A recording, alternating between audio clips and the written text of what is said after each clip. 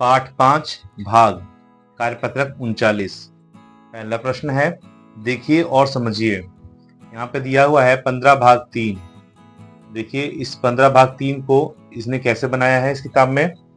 सबसे पहले 15 में से जो है 3 को इसने पहली बार घटाया है, तो ये चरण 1 हुआ। 15 में से जब 3 गया तो 12 बचा।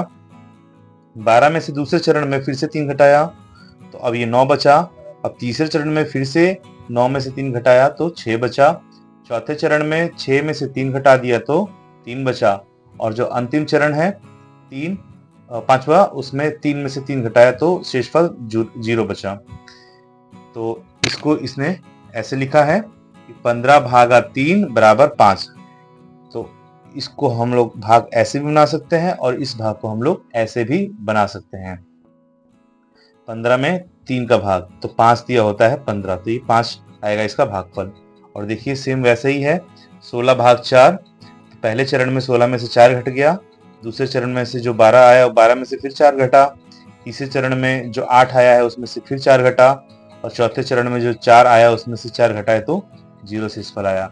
और इसमें भी क्या किया है 16 भाग 4, इसको इस तरह से भी कर सकते हैं 16 भाग 4, 4 चौक होता है 16, तो भागफल इसमें 4 आएगा। तो देखिए अब इसमें प्रश्न है कि अब आप बताइए कि 10 भागा 2 कैसे बनेगा। तो हमने यहाँ पे बना लिया है।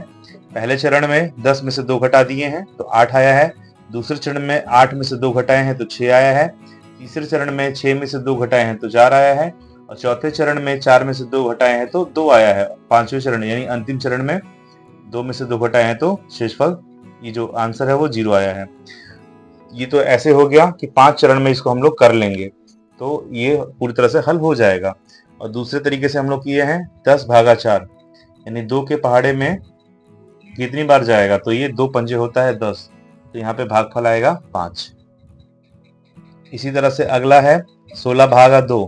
तो अब इसको भी ऐसे कर लेंगे। पहले चरण में 16 में से 2 घटाएंगे तो 14, फिर दूसरे चरण में 14 में से 2 घटा देंगे तो 12, तीसरे चरण में से 12 में से 2 घटाएंगे तो 10, चौथे चरण में 10 में से 2 घटाएंगे तो 8, पांचवें चरण में 8 में से 2 घटाएंगे तो 6, छठे चरण में 6 में से 2 घटाएंगे तो 4, सातवें चरण में 4 में से 2 घटाएंगे तो 2, और अंतिम चरण जो 8वां है वो 2 में से 2 घटाएंगे तो 0 आएगा। यानी ये 8 बार में ये हल पूरी तरह से हो गया। और यहाँ पे भी देख लेते हैं 16 भागा 2 बराबर 8, यानी 2 को जब 16 से भाग देंगे तो 8 हमारा भागफल आएगा। कार्यपत्रक 40, देखिए और समझिए। भाजक है यहाँ पे, यहाँ भागफल है, यहाँ भाज्य है। तो यहाँ पे देखिए 14 को 4 से भाग देना है तो 4 तिया होता है 12, यहाँ पे 12 आ गया, इसको घटाएंगे तो 2 शेष आएगा। तो 4 हुआ यहाँ भाजक, यहाँ 3 हुआ भागफल और 2 हुआ शेषफल। इसको इस तरह से भी कर सकते हैं, भाज्य बराबर भागफल गुना भाजक जोड़ शेषफल। तो देखिए भाज्य जो हमारा 14 था, भागफल 3 था और भाजक जो है हमारा 4 था, और जो शेषफल आया है वो 2 आया है। तो देखिए 4 तिया होता है 12 और जोड़ 2 बराबर 14 आया। ये हमारा भाज्य इससे निकल जाएगा। तो देखिए प्रश्न इसने पूछा है, सही विकल्प पर सही का निशान लगाइए। पहला है, जब हमें चीजों को बराबर बराबर बांटना होता है तब क्या करते हैं, हम गुणा करते हैं, हम भाग करते हैं, हम जोड़ करते हैं या हम घटाव करते हैं। तो हम भाग करते हैं जब बराबर बराबर बांटना हो। चीजों को बराबर बराबर बांटने के लिए क्या करते हैं, बराबर बराबर हिस्सा कर सकते हैं, बार बार घटाकर संख्या पता कर सकते हैं, पहाड़ा के उपयोग से भाग कर सकते हैं, या ऊपर के सभी। तो चीजों को बराबर बराबर बांटने के लिए हम लोग ये तीनों चीजें कर सकते हैं, तो इसका आंसर भ होगा। इसके बाद तीसरा है, भाग का मतलब होता है बार बार घटाने की संक्षिप्त क्रिया, बार बार जोड़ने की संक्षिप्त क्रिया, 2 या अधिक राशियों को मिलाने की क्रिया, राशियों के अंतर निकालने की क्रिया। तो देखिए भाग का मतलब होता है बार बार घटाने की संक्षिप्त क्रिया, जिसको हम लोगों ने पिछले कार्यपत्रक में कर लिया है। इसके बाद यहाँ पे चौथा प्रश्न है। चौथा प्रश्न है, जिस संख्या से भाग दिया जाता है उसे क्या कहते हैं। तो जिस संख्या से भाग दिया जाता है उसे भाजक कहते हैं। जिस संख्या में भाग दिया जाता है उसे कहते हैं क्या, भाज्य कहते हैं। जिस संख्या में भाग दिया जाता है, भाग यानी बंटवारा करने पर भाज्य में भाजक जितनी बार पूरा पूरा शामिल होता है उसे भागफल कहते हैं, उसे भागफल कहते हैं।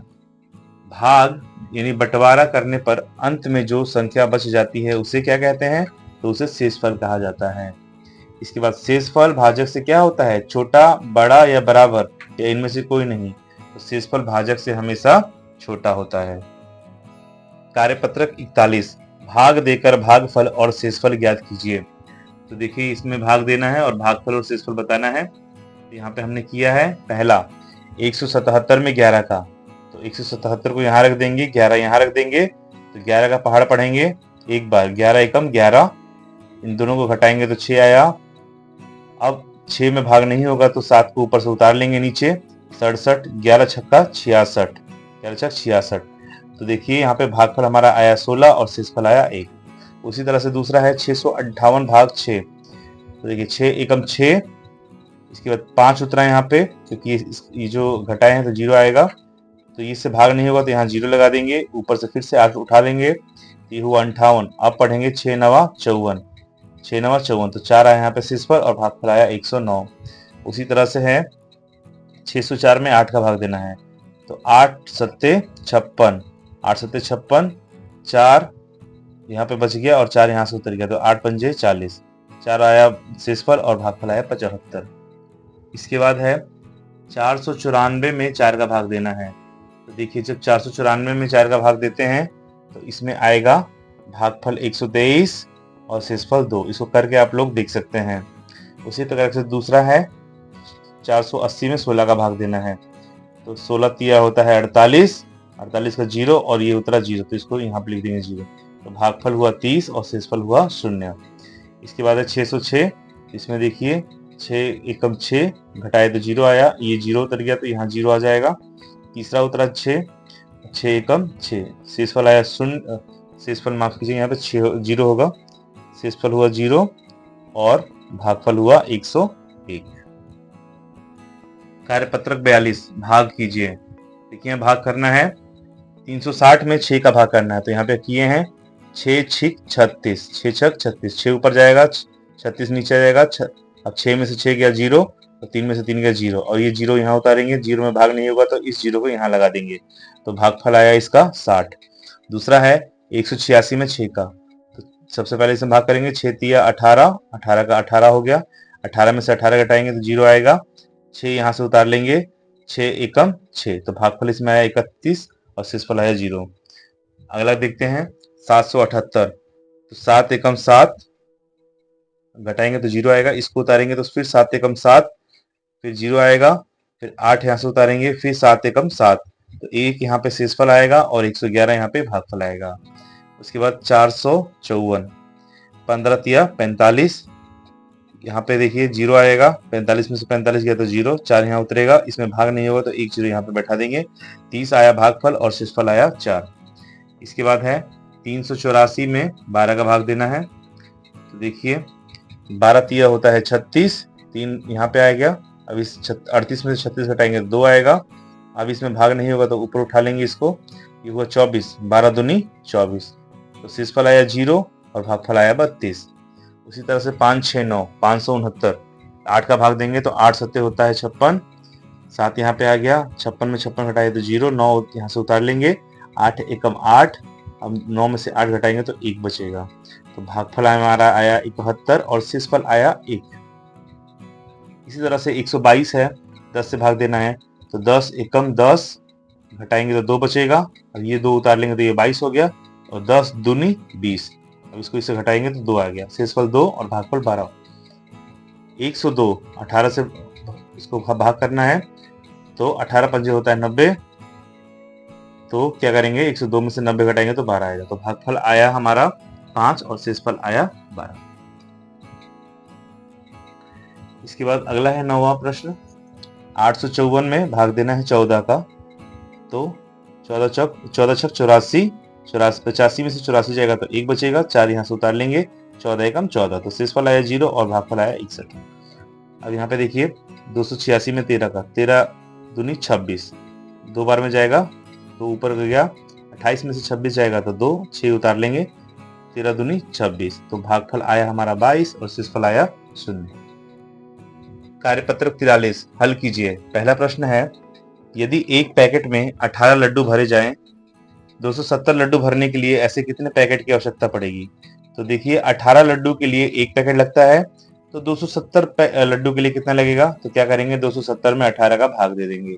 जब 18 से भाग देंगे तो ये आएगा 15। तो 15 यहाँ पे पैकेट आ जाएगा कि 15 पैकेट की आवश्यकता पड़ेगी 270 लड्डू को भरने के लिए। इसके बाद अगला प्रश्न है, एक दर्जी के पास 807 बटन है।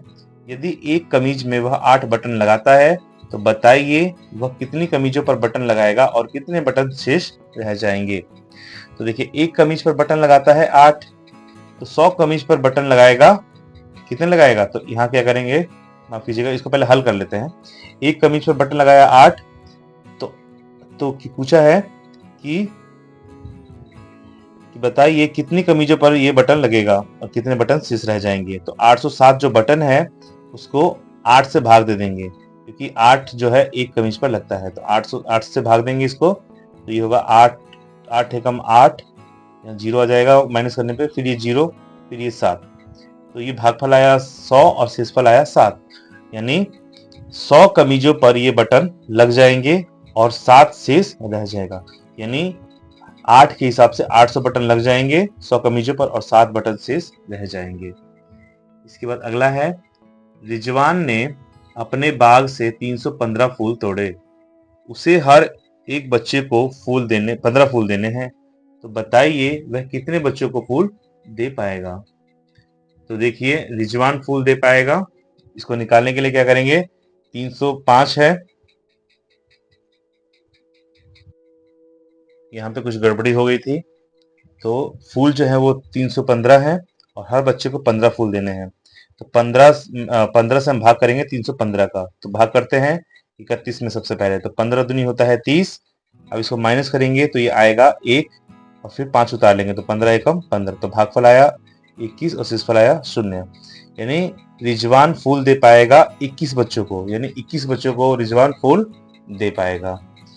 इसके बाद अगला है, रूबी 51 पौधों को बगीचे में लगाना चाहती है, वह कितनी पंक्तियां बनाएगी कि प्रत्येक पंक्ति में 3 पौधे लगाए जा सके? तो देखिए 3 पौधे बराबर एक पंक्ति, यानी एक पंक्ति में 3 पौधे लगाए जा सकते हैं, तो 51 पौधों के लिए कितनी पंक्ति लगेगी?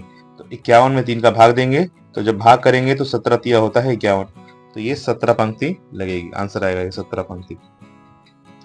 इसके बाद अगला है, एक ट्रे में 6 गिलास रखे जा सकते हैं, 54 गिलासों को कितने ट्रे में रखा जा सकेगा? तो देखिए 6 गिलास रखे जा सकते हैं एक ट्रे में, तो एक ट्रे में कितने गिलास रखे जा सकते हैं? इसे एक एक नियम से करेंगे, तो इसको करेंगे 1/6 ट्रे में, तो अब अब करेंगे कि 54 गिलास रखे जा सकते हैं कितने ट्रे में, तो इसके लिए करेंगे 1/6 गुना 54, तो देखिए 6 को 54 से भाग दे देंगे तो होता है 9 6 54, अब 1 गुना 9 हो जाएगा 9, यानी 9 ट्रे, तो 9 ट्रे में हम लोग 54 गिलासों को रख सकते हैं। आइए करते हैं कार्यपत्रक 44। पहला प्रश्न है इसका, यदि 925 सेब को 8 डिब्बों में बराबर बराबर रखें तो एक डिब्बे में कितने सेब आएंगे तथा शेष कितने बचेंगे? तो देखिए कुल सेब है 925, डिब्बे हमारे पास 8, तो देखिए क्या करेंगे, 925 में 8 का भाग दे देंगे, यहाँ पे हमने दिया है 925 में भाग दिए हैं तो 115 आया है भागफल इसका। जब 115 आया है तो हम लोग कह सकते हैं कि एक डिब्बे में सेब 115 सेब तथा 5 शेष बच जाएंगे।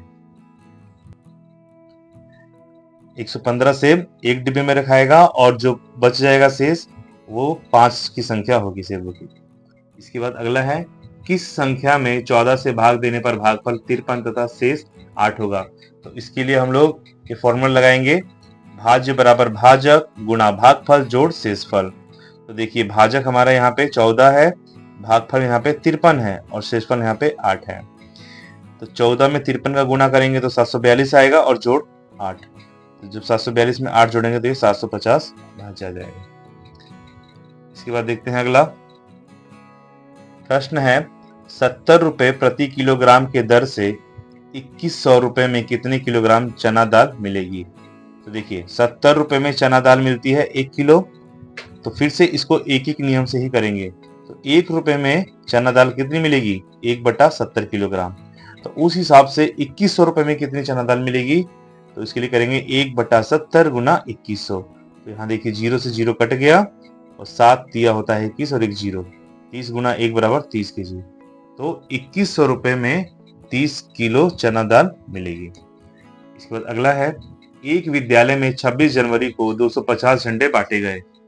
वहां 5 कक्षाएं हैं, प्रत्येक कक्षा को कितने झंडे मिलेंगे? तो कुल झंडे बांटे गए 205 और कुल कक्षा है 5, तो प्रत्येक कक्षा को झंडे मिलेंगे। तो क्या करेंगे, 205 को 5 से भाग दे देंगे और 205 में जब 5 का भाग देंगे तो आएगा 41, यानी 41 झंडे प्रत्येक कक्षा को मिलेगा।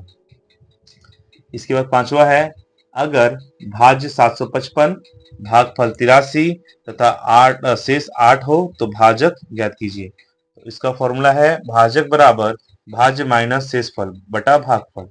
तो भाज्य है 755 माइनस 8 है शेषफल बटा 83। तो इसको इसमें से घटाएंगे तो आएगा 747 बटा 83। तो भाग देंगे तो आएगा ये 9।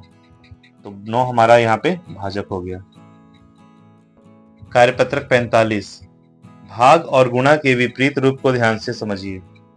तो 9 गुना 45 9 गुना 5 बराबर 45 है, तो 45 भाग 5 बराबर 9 होगा तथा 45 भाग 9 बराबर 5 होगा। इसी हिसाब से करना है हमको। लिखा है एक कक्षा में 9 बेंच है, यदि प्रत्येक बेंच पर 5 बच्चे बैठे हैं तो कक्षा में कुल कितने बच्चे हैं? इसके लिए हम लोग करेंगे 9 बेंच है और 5 बच्चे एक बेंच पे बैठते हैं, तो 9 गुना 5 बराबर 45 बच्चे आ जाएगा। और दूसरा है, इसमें एक कक्षा में 45 बच्चे हैं, एक बेंच पर 5 बच्चे बैठे हैं, तो कुल कितने बेंचों पर बच्चे बैठे हुए हैं? तो इसके लिए हम लोग करेंगे जो बच्चे हैं इसमें से एक बेंच पे जितने बैठे हैं उससे भाग दे देंगे। तो 45 भाग 5, 45 में 5 का भाग देंगे तो आएगा 9। तो यहाँ पे कुल कितने बेंचों पर बच्चे बैठे हैं? तो 9 बेंच पर बच्चे बैठे हुए हैं। इसके बाद है, एक कक्षा में 45 बच्चे 9 बेंचों पर बैठे हैं, सभी बेंचों पर समान संख्या में बच्चे बैठे हैं, तो बताइए प्रत्येक बेंच पर कितने बच्चे बैठे हैं? तो इसके लिए क्या करेंगे कि 45 में हम लोग 9 का भाग दे देंगे, तो आ जाएगा कि प्रत्येक बेंच पर कितने बच्चे बैठे हैं। तो 9 पंजे होता है 45, प्रत्येक बेंच पर 5 बच्चे बैठे हैं। अब इसी के तर्ज पर हमको इसमें सवाल बना लेना है। 8 गुना 7 है बराबर 56, 56 भागा 8 बराबर 7 है तथा 56 भागा 7 बराबर 8 है। तो इसी के तर्ज पर जैसे ऊपर दिया हुआ है ये, उसी हिसाब से इसमें बच्चे बना लेंगे। अगला है कार्यपत्रक 46, हल कीजिए। 30 फूलों से 6 फूलों को कितने समूह बनेंगे? 30 फूलों से 6 फूलों के कितने समूह बनेंगे? तो देखिए 1 2 3 4 5 6, ये पहला समूह हो गया। 1 2 3 4 5 6 दूसरा समूह। ये 6 के यानी कितने समूह बन गए? 1 2 3 4 5, 5 समूह इसके बनेंगे। इसको हम लोग 30 भागा 6 भी कर सकते हैं, देख सकते हैं 6 पंजे होता है 30। इसके बाद अगला है, 24 लड्डू से 4 लड्डू के कितने समूह बनेंगे? तो 4 लड्डू के हमको समूह बनाना है, तो क्या करेंगे, ये 4 ये 4 ये 4 इन सबको जोड़ेंगे तो देखिए 1 2 3 4 5 6, 6 समूह बनेगा इसका। 6 चौक होता है 24, 24 में 4 का भाग देके हम लोग देख सकते हैं। अगला है, पहले प्रश्न को समझते हुए आगे के प्रश्नों को दोनों तरीके से हल कीजिए। राजू 16 कॉपी 4 बच्चों के बीच बराबर बराबर बांटता है, तो प्रत्येक को कितनी कॉपियां मिलेगी? तो देखिए पहला तरीका दिखाया इसने, तरीका 1, घटाकर देखना। 16 में से सबसे पहले 4 घटा दिया है तो 12 आया है, 12 में से फिर 4 घटाया है तो 8 आया है, 8 में से फिर 4 घटाया है तो 4 आया है, और 4 में से फिर 4 घटाया है तो 0 आया है। तो 16 में से 4 को 4 बार घटाया जा सकता है, तो यानी 16 भागा 4, तो 4 आएगा इसका आंसर। और दूसरा तरीका है, 16 में 4 का भाग दे दिया है, तो 4 चौक होता है 16, शेषफल आया 0, भागफल आया 4, तो 4 के पहाड़ा में 16 और 4 बार पढ़ने पर आता है, तो 4 गुना 4 बराबर 16। तो इसी तर्ज पे हमको यहाँ पे नीचे करना था कि रमा 18 पेंसिलों को 3 डब्बों में बराबर बराबर संख्या में रखती है, तो बताइए प्रत्येक में कितनी पेंसिलें होंगी? पहले तरीके से हमने लिखा है 1 घटाकर, पहला तरीका जो है घटाकर लिखना है। 18 में से सबसे पहले 3 घटाए तो 15 आया, 15 में से फिर 3 घटाए तो 12 आया, 12 में से फिर 3 घटाए तो 9 आया, 9 में से फिर 3 घटाए तो 6 आया, 6 में से फिर 3 घटाए तो 3 आया, और फिर 3 में से 3 घटाया तो 0 आया। यानी ये जो है 6 बार घट जा रहा है, 3 3 6। अब इसको लिख सकते हैं हम लोग कि 18 में से 3 को 6 बार घटाया जा सकता है, यानी 18 भाग 3 बराबर 6। अब इसको दूसरे तरीके से करेंगे कि 18 में 3 का भाग दे देंगे, तो 3 छक्का होता है 18, शेषफल आया 0, भागफल आया 6, यहाँ पे 6 पेंसिल आ जाएगा। कार्यपत्रक 47, पहला प्रश्न है दिए गए प्रश्नों को हल कीजिए। यहाँ पे देखिए कुछ बिंदु हैं, कुछ वस्तुएं हैं, ये लिखा है 3 गुना 7, यानी 1 2 3, 3 समूह है इसके 7 7 के, तो 3 गुना 7 हुआ 21। कुल वस्तुओं की संख्या कितनी है इसमें? 21। अब ये देखिए दूसरा है चित्र, इसमें लिखा है कुल वस्तुओं की संख्या, तो कुल वस्तुओं की जो संख्या है इसको गिन लेंगे तो ये 21 ही होगा। अब कुल समूहों की संख्या पूछा है, तो समूह कितने हैं इसमें? 1 समूह, 2 समूह और 3 समूह। कुल समूह है इसमें 3। और अब पूछा है कि एक समूह में वस्तुओं की संख्या कितनी है, तो जो एक समूह है इसमें वस्तुओं की संख्या गिन लेते हैं, 1 2 3 4 5 6 7, तो एक समूह में वस्तुओं की संख्या है 7। और ये है अगला कि कुल वस्तुओं की संख्या कितनी है, तो कुल वस्तुओं की संख्या यहाँ पे 21 है, इसको हमने देख लिया है, 1 2 3 4 5 6 7, 7 दिया 21 है। और कुल समूह की संख्या कितनी है, तो 1 2 3 4 5 6 7। अब ये समूह को ऐसे ऐसे कर दिया है, ये देखिए 3 समूह में था ऊपर से नीचे, ये दाएं से बाएं था, बाएं से दाएं है, तो कुल समूह की संख्या अब यहाँ पे बढ़ के 7 हो गई है। और एक समूह में वस्तुओं की संख्या कितनी है, तो एक समूह में वस्तुओं की संख्या है 1 2 3, 3 है वस्तुओं की संख्या। इसके बाद अगला है 6 गुना 48, कुल वस्तुओं की संख्या कितनी है, तो 48 है, तो कुल वस्तुओं की संख्या कितनी हो जाएगी इसमें, 48 हो जाएगी। और कुल समूह की संख्या 6 हो जाएगा, और कुल समूह में वस्तुओं की संख्या 8 हो जाएगी। उसके बाद कुल वस्तुओं की संख्या 48 हो जाएगी इसमें तीसरे वाले में, और कुल समूहों की संख्या 8 हो जाएगी जब 48 में 6 का भाग देंगे तो, और एक समूह में वस्तुओं की संख्या 6 हो जाएगी। अगला है दूसरा प्रश्न, नीचे दिए गए रिक्त स्थानों को भरिए। 5 गुना 4 बराबर 20, तो 20 भागा 5 बराबर, तो 20 भागा 5 बराबर 4, और 20 भागा 4 बराबर, तो 20 भागा 4 बराबर 5। इसके बाद है 6 गुना 7 बराबर 42, तो 42 भाग 7 बराबर, तो 42 भाग 7 बराबर 6 होगा, 6 7 42 होता है, और 42 भाग 6 बराबर 7 होगा, 6 7 42 होता है। इसके बाद है 8 गुना 2 बराबर 16, तो 16 भाग 8 बराबर, तो 16 भाग 8 बराबर 2, क्योंकि 8 दूनी होता है 16, और 16 भाग 2 बराबर, तो 2 में 16 का, 16 में 2 का भाग दे देंगे तो ये आ जाएगा 8। इसके बाद है 4 गुना 9 बराबर 36, तो 36 भागा 4 बराबर, तो 9 आ जाएगा, क्योंकि 9 चौक होता है 36, और 36 भागा 9, तो इसमें भी 9 में 9 से भाग दे देंगे 36 में, तो ये भी 4 आ जाएगा इसमें आंसर। इसके बाद तीसरा, सही हल पर सही का निशान लगाइए। किस संख्या को 6 से भाग करने पर 6 प्राप्त होता है, किस संख्या को 6 से भाग करने पर 6 प्राप्त होता है, तो 36 को 6 से भाग करने पर 6 प्राप्त होगा, भागफल हमको 6 प्राप्त होगा, ये 6 छक्का होता है 36। इसके बाद है एक सप्ताह में 7 दिन होते हैं, तो बताइए 42 दिन में कितने सप्ताह होंगे, तो इसके लिए क्या करेंगे हम लोग, 42 में 7 का भाग दे देंगे, तो 42 में 7 का भाग देंगे तो होगा 7 छक्का 42, 6 आएगा यहाँ पे भाग, तो 6 इसमें आंसर आ जाएगा। पत्रक 48, पहला प्रश्न, नीचे दिए गए प्रश्नों को हल कीजिए। पहला है दो संख्याओं का गुणनफल 513 है, यदि एक संख्या 27 है तो दूसरी संख्या ज्ञात कीजिए। तो देखिए दूसरी संख्या ज्ञात करने के लिए क्या करेंगे, दोनों संख्याओं का गुणनफल लिखेंगे और बटा पहली संख्या इसमें लिख देंगे।